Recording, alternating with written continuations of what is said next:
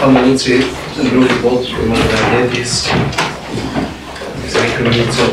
Vážené mestské zastupiteľstvo, aj v súvislosti s touto treťou zmenou rozpočtu, aj v súvislosti s dostávaním rozpočtu, stretli sme sa s takými situáciami, kde keď sa pamätáte minulý rok pri schvaľovaní záverečného účtu sme vsunuli na rokovanie mestského zastupiteľstva zmenu rozpočtu v oblasti školstva originálnych kompetencií, kde nám prišlo tesne pred zastupiteľstvom avízo o zmene objemu finančných prostriedkov, ktoré sa poskytujú na naše základné školy zo štátneho rozpočtu osobitnou formou.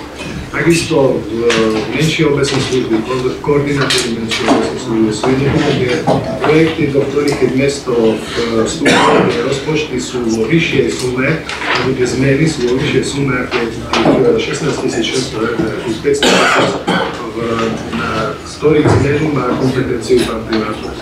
Aj pri kontrole Najvyššieho kontrolného úradu, keď sme sa bavili na túto tému, tak aj oni nám odporúčili, aby sme to obmedzenie tej maximálnej výšky zrušili v oblasti úprav rozpočtu v oblasti školstva prenesených kompetencií. Tam vlastne, kde dostávame tie peniaze zo štátu v nenormatívnych výdavkoch v oblasti školstva a opravy rozpočtu pri činnostiach refundovaných v plnej výške v rámci jednotlivých projektov.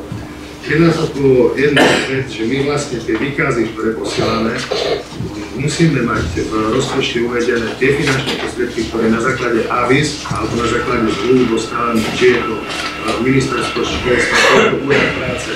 A medzi tým nepredmetné zasadnutia rokovania mestského zastupiteľstva, takže tieto zmeny by mohol robiť pán primátor s tým, že dnes na najbližšom zastupiteľstve by sme vás o tom informovali. A je to jedna vec, že nemá to žiadny dopad na výsledok hospodárstva. My tie finančné prostriedky, keď dostaneme v objeme 1 000 000 eur, aj v objeme 1 000 000 eur musia ísť z výdavkov na príslušnú kapitolu, na ktorú platia. Len aby sme my vedeli vlastne hneď zareagovať o zmenu rozpočtu vo výkazníctve, vo vzťahu ku štátu a iným inštitúciám vykazovali tie finančné prostriedky, ktoré máme v skutočnosti na tieto činnosti. Takže sme si dovolili predložiť ten návrh.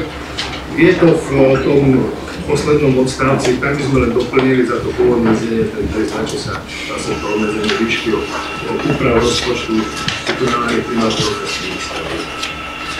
Dobre, sú krásne veci.